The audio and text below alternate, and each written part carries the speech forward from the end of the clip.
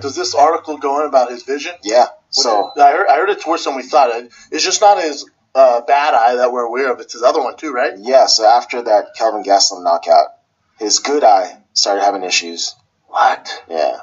What kind of issues does it say? It said vitriol. So he put, after the Gastelum fight, I went to a party with my team, friends, etc. Business said, went to a club, and because it was dark, kept seeing this flash out of the corner of my good eye. I'm like, what the hell? And I keep looking, and I realize there's no flash going on. It's just my eye. Every time I look left, it flashes, and still does it. It still does it now when it's dark. God, that's heartbreaking. I was kind of freaking out. First thing I did when I got home, I went to the doctor. They checked it out. They said it was a detached retina. They looked at it and said, no, it's not detached retina. It's vitreosus detachment. Vitreosus, a gel-like substance, fills most of the eye's interior and helps the eye maintain a round shape. There are millions of fibers intertwined within the vitreous that are attached to the surface of the retina. When the vitreous shrinks, the fibers break, causing the vitreous to separate from the retina. This occurrence, called vitreous detachment, isn't sight-threatening, but it can lead to retinal detachment, which is now dealing with a secondary business veteran of sports. Someone doesn't see enough pros of continuing to compete. Agree 100%. It ain't worth it. What else am I going to do? I won the belt. I've had a ton of wins. I've done everything I've said to do. Yep. It's official. Michael Bisping is calling it quits, man. I'm really disappointed, but I'm happy that he is putting his health first as opposed to his fighting career. Michael Bisping is easily the top 3 middleweights, greatest middleweights of all time. Why I say that, never mind the people who he has beat, right? I always look at one thing when I consider greats. Adversity in the most uncomfortable scenarios. Like, for instance, if Yoel Romero retires a year or 2 from now, I'd consider him top 5 GOATs of all time.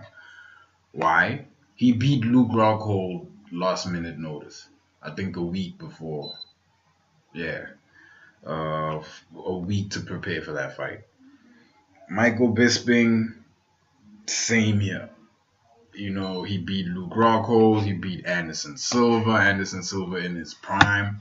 I will say this about that fight. There was so much confusion during that fight that I always felt like it should happen again, but it never happened again, so no use dwelling on things from the past.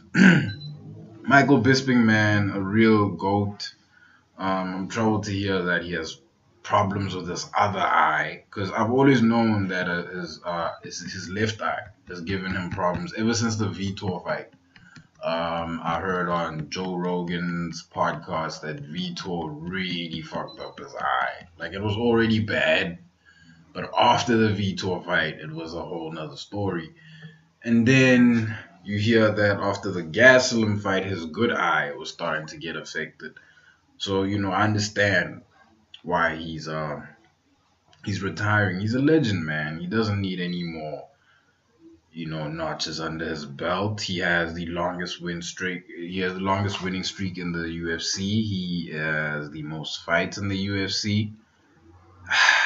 He's a true legend, man. And it comes at a perfect time when Darren Till just beat Wonder Boy. You know, he's the new face of English MMA.